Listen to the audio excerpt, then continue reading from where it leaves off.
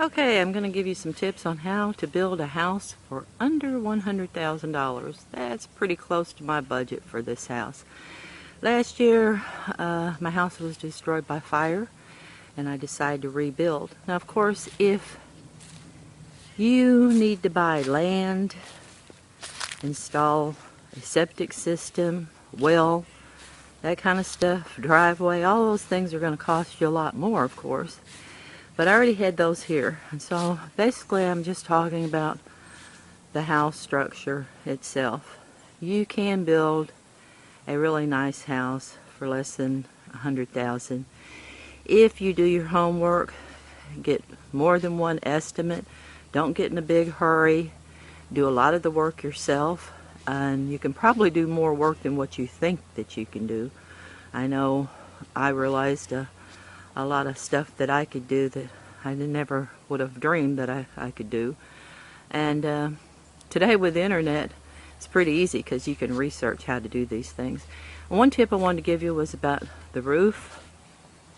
I chose to have a metal roof put on. I did a lot of research, so I saved probably over $1,000 on that roof going with a local Amish company.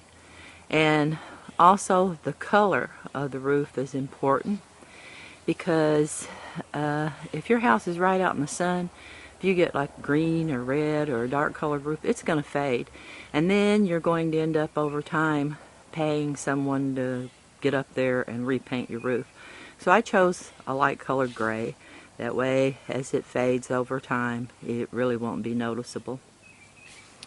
The kind of porch you build, that can add expense. So I chose to go with a concrete porch. I'm filling it up with sand. I've actually shoveled in by hand 3.5 tons of sand. I've still got to get more sand to put in there. And then I water it down to help pack it. And I'll be renting a thing to tamp it down so it'll be even more packed. And then I'll have a concrete porch. These posts that you see here, they're just temporary. Once the actual porch area is completed, then I'll be putting up some new nice posts and rails. In regards to the foundation, block is probably about the least expensive way to go, really.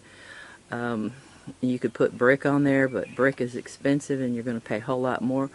By the time I stucco this, paint it, that kind of thing, and all the work will be done basically by myself, so there won't be any labor. And the shrubs will be put up there and all that kind of stuff. Really, the foundation of the house isn't going to show much anyway. I do have some brick, and that brick is going to be for a few circular steps here that will lead up to the front porch. A lot of people will not put any kind of insulation on the outside of their house, but let me tell you, it's a good idea to do so. If you buy the foam type board insulation, it's going to cost you more money. There's no need to really do that. You can use black paper, you can put it on there yourself, you'll save a lot of money. In regards to like the siding, you see where I started the siding on the house, a little bit there at the bottom. And siding is really actually very easy to put on. Why pay somebody to do it? You can do it yourself. So no cost on the labor for that black paper or the siding.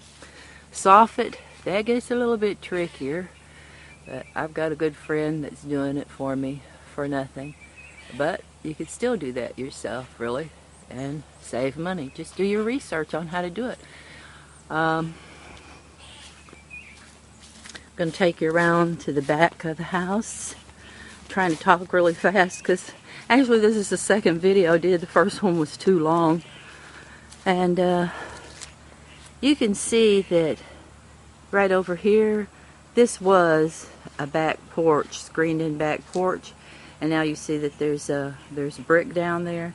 That's the only thing I was able to really salvage was, you know, the back porch brick there and the slab concrete floor. So I left it there, and now I've changed it into a den. Otherwise, if that had been destroyed, I would have had block there too. So that section right there is going to be a den.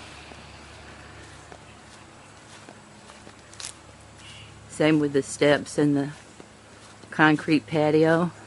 There's a little bit of damage to it, but a pressure washer is going to clean all that off. A little chip out of that crack and fill that up and it will be fine. We're going to go over here and we're going to go in through the garage. Windows can be a big expense, so you really want to shop around on those too, especially.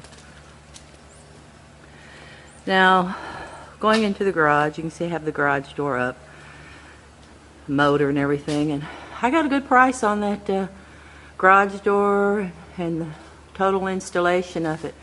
And it's amazing the wide array of prices.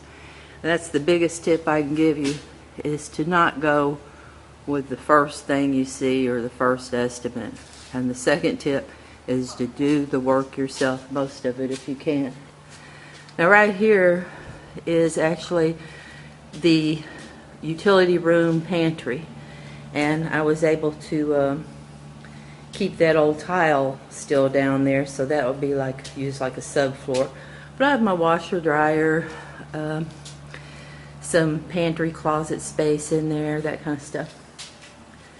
Going up in here into the main section of the house, you walk into the kitchen, and as I stated, that's the doorway there that will go into the pantry utility room. I have 2 windows in my kitchen. This isn't a huge kitchen, but it's certainly not small. There's plenty of room in here. I made a double wall here for a couple of reasons, mainly because I want shelves in here. So I can put just open shelves in here. It'll be a good place for me to sit like my KitchenAid mixer. And I'm also going to put a couple of outlets in here, so if I want to actually sit a coffee pot there and plug it in, I can. Doing that took away about 1.5 feet of my living room space, but I also made my wall here even with the hallway wall.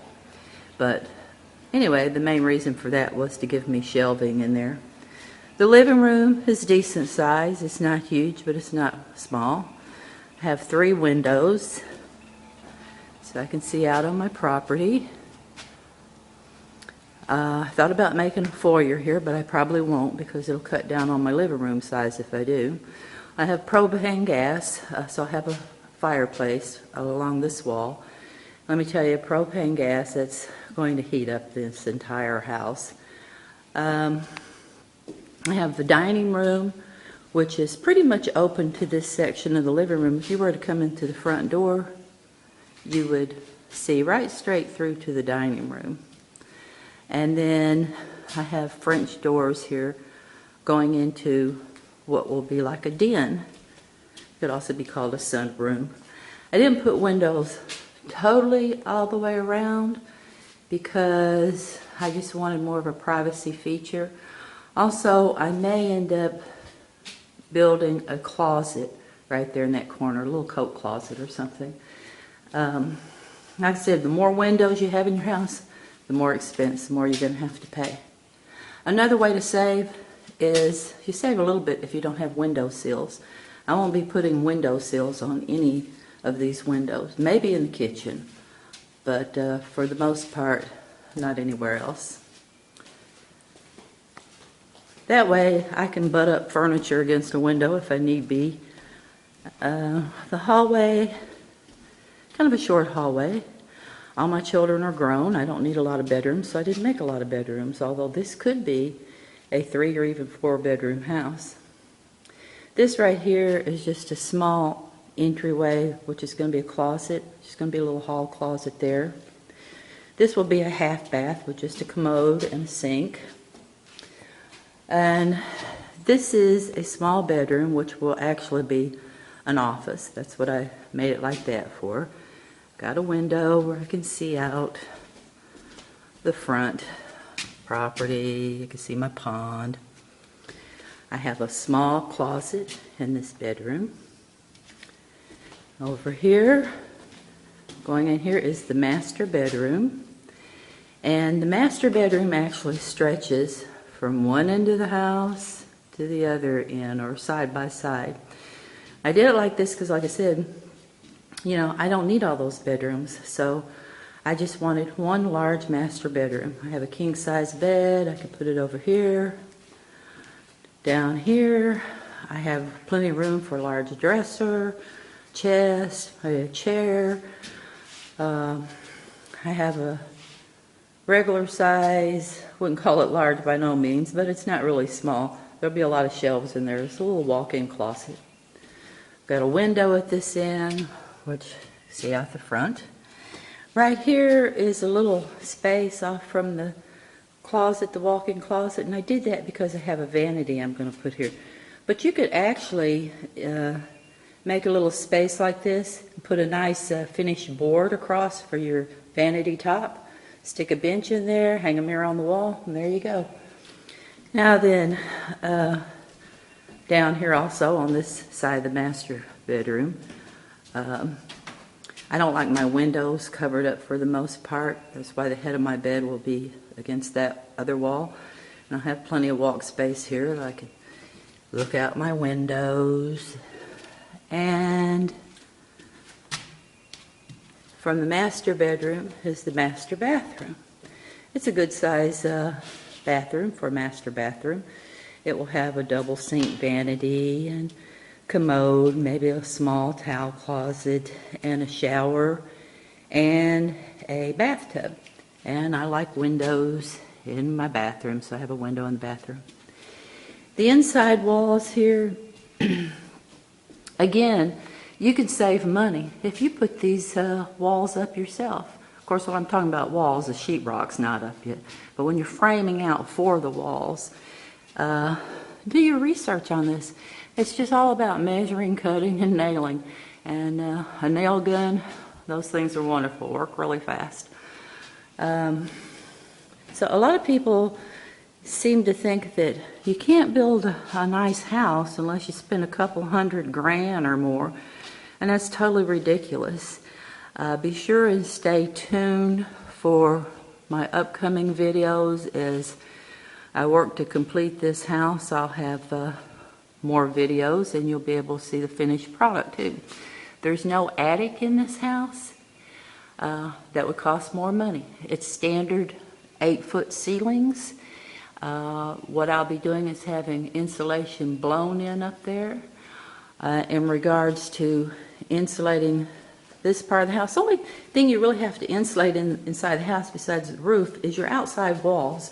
So like out here, these walls are going to be insulated, of course. That's something else. Zero cost on labor. It's real easy to just cut those long sheets of fiberglass insulation and stuff them in the walls. The inside walls don't really have to be insulated, just your outside ones that need to be. So I'll be giving more tips about this as I go along finishing my house.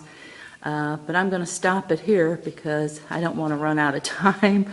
And like I said, my first video was so long that I run out of time on it, and I didn't want to make it into 2 episodes there. So hope this helps you out. Just remember, do most of the work yourself. You'd be surprised how much that you can really do, and you can save literally thousands of dollars by doing the work yourself. Okay?